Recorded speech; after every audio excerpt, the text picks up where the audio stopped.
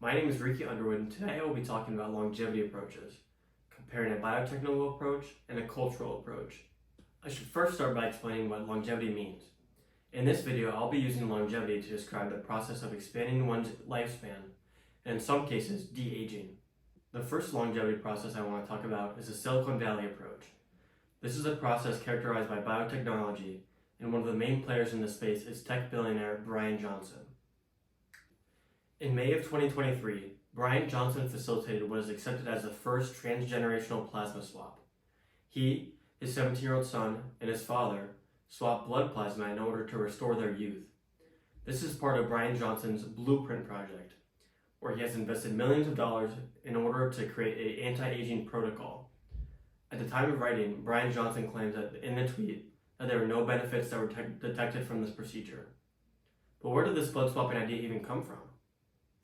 In 2018, at the Superhuman Summit, an event dedicated to the next generation of human capability, Dr. Jesse Karmazin gave a presentation that would start this phenomenon. He presented on the merits of young blood transfusions. These transfusions are just as they sound, the transfer of a younger donor's blood into the system of an older receiver. This practice is meant to rejuvenate the body, as well as make the receiver live longer. This presentation led by Dr. Karmazin led to the creation of Ambrosia LLC, a Silicon Valley-based company that offered $8,000 1-liter young blood transfusions. For 3 years, Ambrosia successfully operated, filling the veins of Silicon Valley's elite with young blood.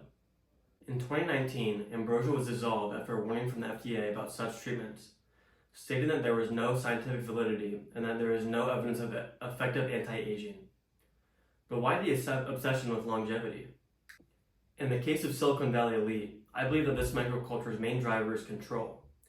People like Brian Johnson can do basically anything they want with enough money, but they cannot buy more time, unless these procedures do end up working. Brian Johnson has spent millions of dollars on his Blueprint protocol, with the sole focus of anti-aging and longevity. It seems inevitable that science and technology will enable humans to live longer, and it's clear to see that modern medicine and technology have already expanded the average lifespan. But as the average lifespan in the United States stagnates around the late 70s, it's getting harder and harder and more expensive to push those boundaries. If the science and biotechnical approach is both expensive and largely ineffective at pushing out our lifespans, what other approaches are working? This is where we introduce our second longevity strategy, and the people using it aren't even conscious of what they're doing.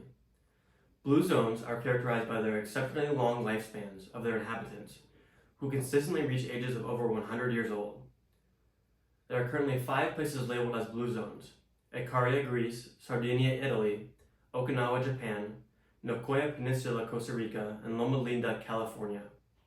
The reason these people live longer isn't their genetics, but their lifestyle and culture. These 5 blue zones are disparate in terms of location, but they all have key things in common. They are all geographically or culturally isolated, all have environments where they must move constantly and naturally, rely on their land for nutrients, have a clear purpose in life, and have tight-knit communities with extremely close inner circles or families. Being that they are in such small communities, friendship and close social circles also are a shared ideal among all these communities. In each of the locations, all have a strong cultural emphasis on family and community. One of the most interesting things about these communities is that they're not actively trying to live longer, they just are. This calls into question the methods of the Silicon Valley approach. If these people are living longer by not even trying, is actively trying to live longer even effective? In America, the average lifespan is actually decreasing. So what can we learn from these communities? Dan Buettner, a National Geographic explorer and author, made it his life's work to discover the secrets of these blue zones and offer their wisdom and longevity for good. In 2009, Buettner introduced the Vitality Project, in which he helped transform a rural town in Minnesota to fit the environment and criteria of a blue zone. The initial goal was to raise the life expectancy of residents by 2 years, but in just 1 year, it was raised to 3.1. Since this project, other cities have adapted his style and cultivated the blue zone culture with positive effects. The country of Singapore has now even adopted this culture, and now is among the longest living populations in the world. So now I'll leave it to you. Which seems like a better strategy? Is there a scenario where both biotech and science, as well as cultural shifts, can increase our life expectancies?